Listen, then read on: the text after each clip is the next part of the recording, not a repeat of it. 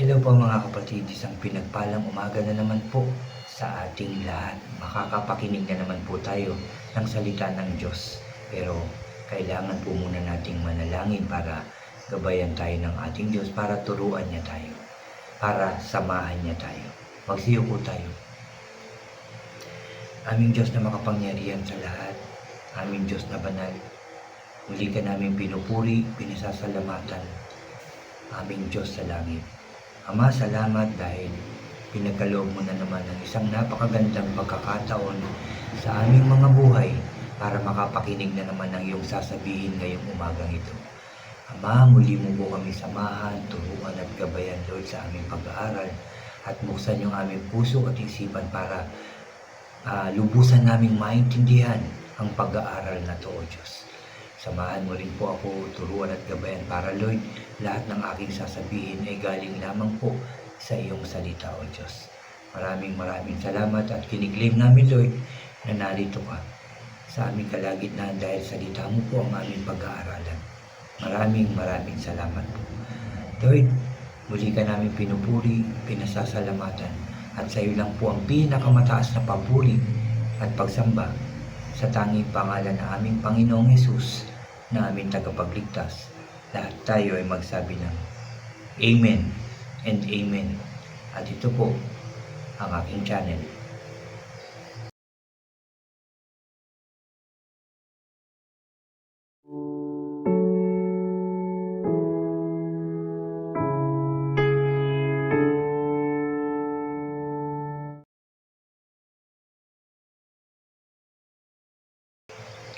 Hello po ulit mga kapatid, isang pinagpalang umaga pong muli sa inyong lahat, sa ating lahat mga kapatid. Bago ako mag-start ng aking sharing ngayong umaga, ay unahin ko lang po yung mga bago dyan sa aking channel na huwag niyo pong kalimutan na mag-subscribe. Paki-like and share niyo po ang aking mga videos at paki-click po ang notification bell para lagi po kayong updated sa mga bago at iba ko pang i-upload. Salamat mga kapatid, salamat. At ngayon nga po, ang aking isi-share ay dito pa rin sa Efeso o Ephesians chapter 2. Pero verse 11 na po hanggang verse 21 ang aking isi-share. Ito po ay patungkol pa rin sa atin na tinatawag na mga Gentiles ng mga Hudyo. Tayo yung mga hindi Hudyo. Kaya yun ang tawag sa atin. Pero sabi nga dito, alalahanin nyo, verse 11 po ito, alalahanin nyo ang kalagayan nyo noong bilang mga hindi Hudyo. Ipinanganak kayong hindi mga Hudyo at sinasabi ng mga Hudyo na wala kayong kaugnayan sa Diyos dahil sa hindi kayo katulad nila na mga tuli. Pero ang pagkatuling ito ay sa laman lang. Alalahanin nyo rin na noon ay hindi nyo pa kilala si Christ o si Kristo, hindi kayo kabilang sa mga mamamayan ng Israel at hindi sakop ng mga kasunduan ng Diyos na batay sa mga pangako niya.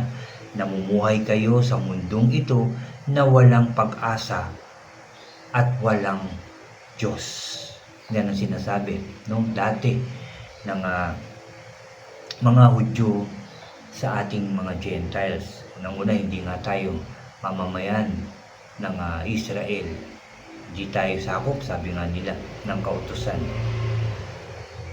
ng Diyos. Ngunit, kayo ngayon ay nakay Christ na, nakay Kristo na. Sabi rito, malayo kayo noon sa Diyos, pero ngayon ay malapit na kayo sa Kanya sa pamamagitan ng dugo ni Kristo nang ipako ang ating Panginoong Hesus. Dumalo ito dun sa cross, di ba po mga kapatid? Dahil dun, ibinigay ng Panginoong Hesus yung kanyang buhay para magkaisa tayong lahat ng Hudyo at tayong mga hindi Hudyo. Yan ang ginawa ng ating Panginoong Hesus. Verse 14, sa pamamagitan ng kamatayan niya, ipinagkasundo niya tayo. Ipinag-isa niya ang mga Hudyo at mga hindi Hudyo sa pamamagitan ng paggiba sa pader na naghihiwalay sa atin. Giniba yung pader na yun. Kasi nga, di ba, sabi nga ng mga Israelita, mga Hudyo, na hindi kayo kasako. May pader talaga, may barrier. Kaya hindi tayo sakop ng kasunduan ng Diyos. Ang pader na giniba niya ay ang kautusan kasama ang mga utos at mga tuntunin nito. Ginawa niya ito para pag-isahin ang mga Hudyo at hindi Hudyo nang sa gayon ay magkasundo na ang dalawa, no? Nang mamatay at ang ating Panginoong Hesus, winasak ang barrier na yan, no? Iwinasak ang pader na yan. Ngayon, iisang katawan na lang tayo sa pamamagitan ng kamatayan niya sa krus. Winasak niya ang alitan natin at ibinalik niya tayo sa Diyos. Na ibinalik tayo ng ating Panginoong Hesus. Tayong lahat. So nagkaisa na, naging isang katawan na, naging iisa na tayo. No? Mamamayan na rin tayo ng ating Diyos. Verse 17, pumarito si Kristo at ipinahayag ang magandang balita na nagbibigay ng kapayapaan sa inyong mga hindi Hudyo na noong unay malayo sa Diyos at maging sa aming mga Hudyo na malapit sa Diyos. Ulitin ko ang 17. Pumarito si Kristo at pinahayag ang magandang balita na nagbibigay ng kapayapaan sa inyong mga hindi Hudyo na noong unay malayo sa Diyos at maging sa aming mga Hudyo na malapit sa Diyos. Binigay dito yung kapayapaan sa lahat ng tao, sa Hudyo at hindi Hudyo, dahil ito at ito'y dahil sa pamamagitan ng ating Panginoong Hesus. Yan ang ginawa ng ating Panginoong Hesus. 18, ngayong tayong lahat ay magkakalapit sa Ama sa pamamagitan ng iisang banal na Espiritu dahil sa ginawa ni Kristo para sa atin, no? Sa ating lahat ginawa ng Panginoong Hesus yan, hindi lang sa Israelita, hindi lang sa mga Hudyo, kundi sa atin din, lahat ng tao, no, ginawa ito ng ating Panginoong Hesus. Kaya ngayon, sabi dito, mga hindi Hudyo ay hindi na mga dayuhan o taga-ibang bansa, kundi kaisa na ng mga pinabanal at kabilang sa pamilya ng Diyos. Tayo yun. Kabilang na tayo sa pamilya ng Diyos. Tandaan po natin yan, ha. Makakalapit na tayo sa Diyos. Iisa na tayo. Kapamilya na tayo ng ating Diyos. Sabi pa rito, 20, verse 20, tayong mga mananampalataya ay katulad ng gusali na ang mga haligi ay mga apostol at mga propeta at mga pundasyon ay si Kristo Jesus. 21, sa pamamagitan ni Kristo ang lahat ng bahagi ng gusali ay nagkaugnay-ugnay at naging isang banal na templo ng Panginoon. At verse 21, ulitin ko, verse 22, at dahil kayo ay na kay Kristo na, bahagi na rin kayo nitong gusaling itinayo kung saan nananahan ang Diyos sa pamamagitan ng Kanyang Espiritu. Iisa na tayo. Makakalapit na tayo kay Lord, no, sa ating Diyos Ama. Dati hindi. Dahil pray lang tayo ng pray, hindi naman nakakarating talaga sa ating Diyos na nasa langit. Una, dahil sa ating mga kasalanan. Kaya hindi nakakarating yung ating dasal, yung ating mga hinihingi. Hindi nakakarating ito sa ating Diyos. Pero, dahil sa ating Panginoong Hesus, nang bumaba siya rito, naghayag siya ng salita ng kanyang Ama, namatay siya, dumaloy ang dugo, at muling nabuhay. At dahil dyan, makararating na yung ating panalangin sa ating Diyos sa pamamagitan ng ating Panginoong Hesus. So kung tayo ay kaisa na talaga ng ating Panginoong Hesus, tinanggap na natin siya na maging ating Hari, Panginoon at tagapagligtas, makakarating na yung ating panalangin doon. Kaya every time na tayo ay mananalangin at sa huli babanggitin natin sa pangalan ng Panginoong Hesus, kiniklaim ko na makakarating ang aking panalangin sa Diyos. Makakarating yun dahil sa pamamagitan ng Panginoong Hesus. Hindi dahil sa mabait ka, hindi dahil kung saan, kundi dahil sa Panginoong Hesus yan. Kaya makakarating na ang ating panalangin. Lahat tayo lahat tayong mananalangin, lahat tayong magpapakumbaba, lahat tayong hihingi ng tawad. In Jesus' name, patatawarin tayo. Tayo may mga sakit at karamdaman, pagagalingin tayo in Jesus' name. Dahil sa Panginoong Hesus, di ba? So, sasabihin talaga natin sa pangalan ng Panginoong Hesus para marinig ito ng ating Diyos. Di ba? Kasi ito tayo dati at ito ang Diyos. Pag nanalangin tayo, parang walang dating, hindi naririnig. Kasi nakikita tayo tayo yung makasalanan. So ang nakikita ng Diyos yung ating kasalanan. Kaya hindi nakakarating yung prayer natin sa Diyos. Wala. Pero, nang dumating ang Panginoong Hesus, eto na tayo, eto ang Panginoong Hesus, at nandito ang Diyos, di ba? Nandyan. Eto ang Diyos, eto tayo, nasa gitna ang Panginoong Hesus. Every time na tayo magpipray, in Jesus' name, makikita ng Diyos ang Panginoong Hesus. Di ba? So tutugunin niya ang ating mga dasal sa pamamagitan ng Panginoong Hesus, ng kanyang anak. No? Kasi hindi na tayo ang nakikita, hindi na yung kasalanan natin. Kasi nabayaran na ng Panginoong Hesus yung ating mga kasalanan, di ba? So maririnig na ng Diyos yun.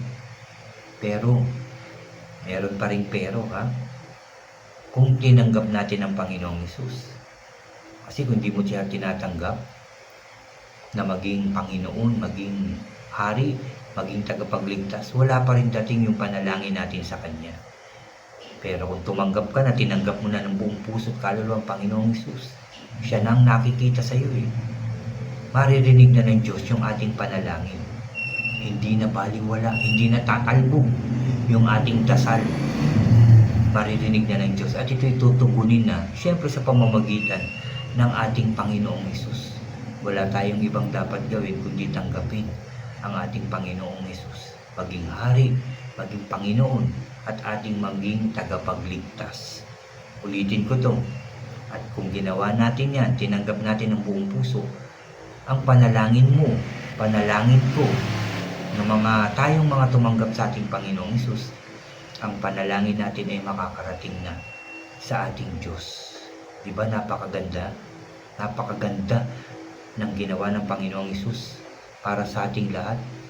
Hindi niya yung ginawa para sa mga Hudyo lang.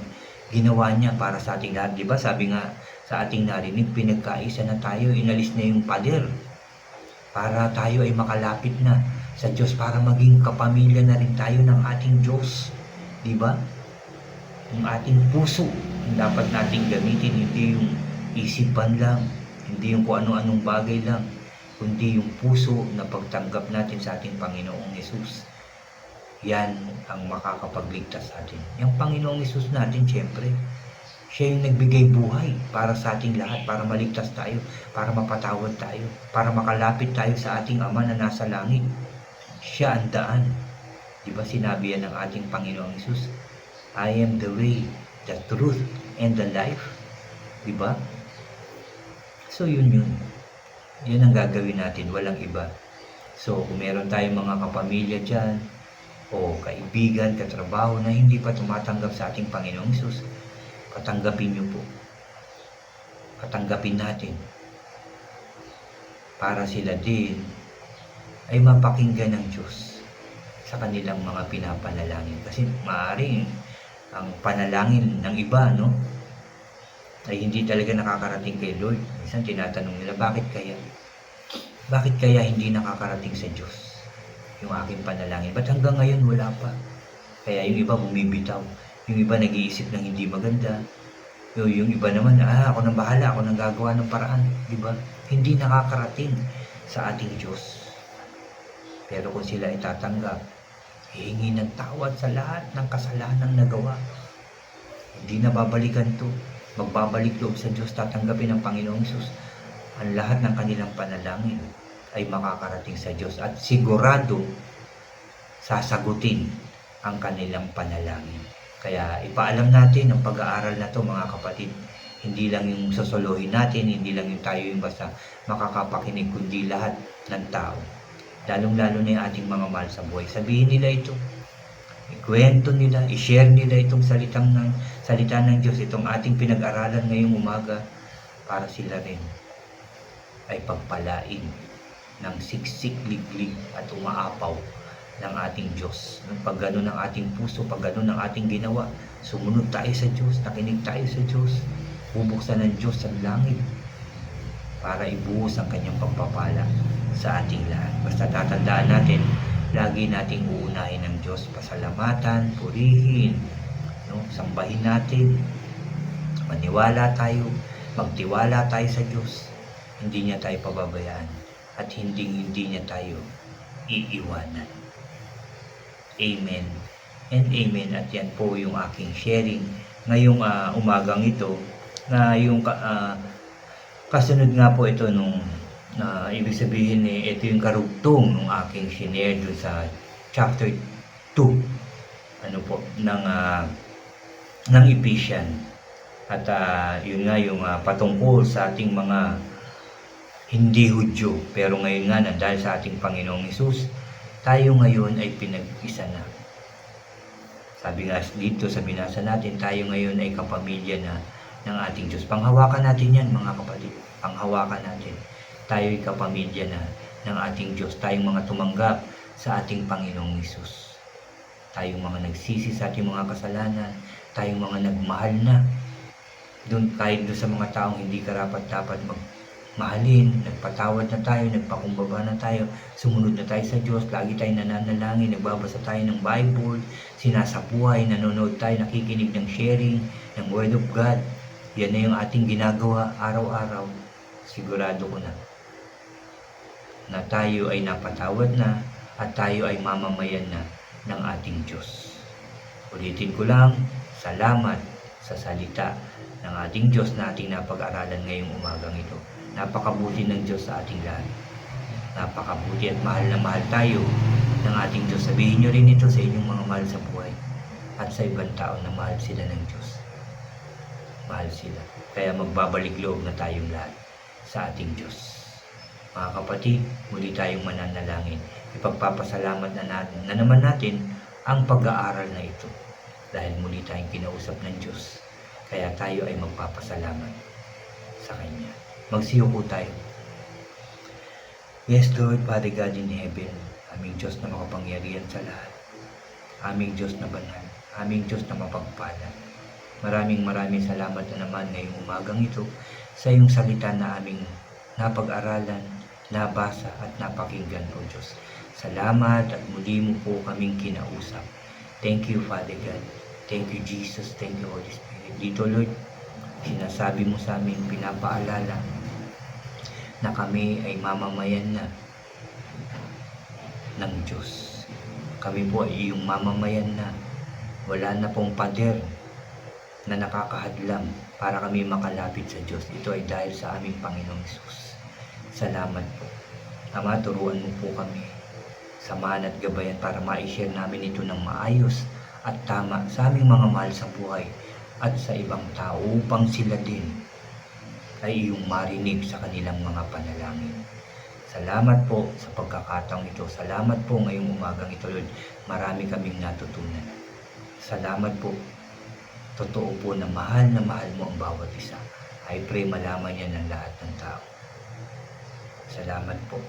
Lord, pinagpapasalamat ko rin ang kalakasan na ibinibigay mo sa amin para magawa namin ang dapat namin gawin. And I pray, Lord, bigyan mo kami ng wisdom and knowledge para malaman namin ang tama at mali at para makapamahala kami sa aming pamilya ng maayos. Ganun din sa aming ministry, Lord God, sa bawat simbahan. Ganun din sa mga bagay na pinapamahala mo po sa amin. Magiging maayos ito, Lord God, sa inyong tulong at kapangyarihan. Salamat po. Salamat sa kalakasan na ibinibigay mo sa amin. Salamat sa pagkain na nagpapalakas, Lord God, yung inumin namin, lahat ng magagandang bagay. Ito po ay galing sa inyo, lalo na ang pagpapagaling mo sa lahat ng may sakit at karamdaman. Maraming salamat po, Lord. Maraming salamat, Jesus. Maraming salamat, Holy Spirit. I pray din na bumalik na rin po ang kalakasan ng aking Papa, Lord, aking tatay. Gumaling na po siya, maging malakas na siya, maging normal na, Lord God. Yung paghinga niya, maayos na, Lord. Yan po ang panalangin ko. para sa aking tatay o God. Salamat po at kiniklaim ko na malakas na po ulit siya. In Jesus' name. In Jesus' name. Maraming salamat po muli, Lord God, sa katagumpayan ng aming gawain ito. Sinamahan mo po kami, Lord. Salamat po. Salamat sa iyong pag-ibig na hindi nagbabago. Na I pray na lahat ng tao ay magbalik loob na po sa iyo. Sa pangalan ng Panginoong Hesus. Salamat po muli, Lord. At muli po kaming pumupuri sa iyo. Muli ka namin pinupuri, pinasasalamatan. Galing ito sa aming mga puso, Lord. Salamat po, Lord. Salamat po. In Jesus' name, lahat tayo ay magsabi ng Amen, Amen, and Amen po. Salamat sa ating Diyos. Pasalamatan nyo rin ang Diyos dahil nadinig niya ang inyong panalangin at ito'y kanyang tinugon na. God bless po sa inyong lahat at God bless po sa ating lahat.